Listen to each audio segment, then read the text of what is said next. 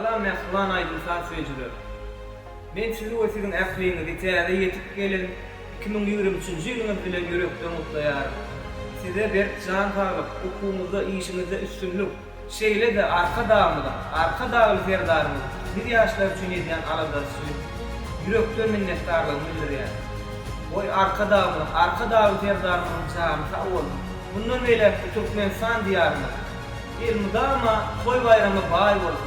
Täze ýylyňyz mutlu bolsun. Arka dagly ferdar.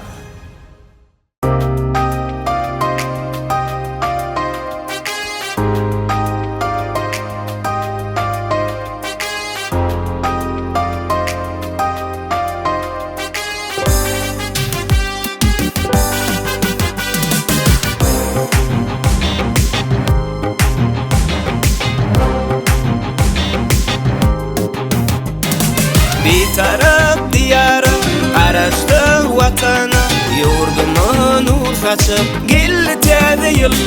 Arçanın daşını şadyýan çagalar, arzular aýdaly hemmemiz bilir. Täze ýylda täze arzularmy gowuşdum, arkadan serdar bilen yurdumu gocak açdym. Täze ýylda täze arzularmy gowuşdum, arkadan serdar bilen yurdumu gocak açdym.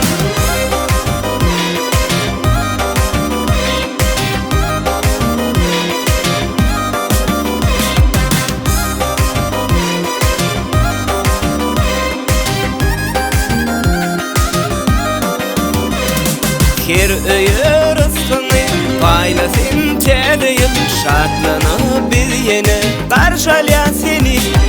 Arçamyzyň daşyny aýan baba garpany, arzular aýdaly hemmemiz bilir. Täze ýylda täze arzularmy gowuşdum, arkadan serdar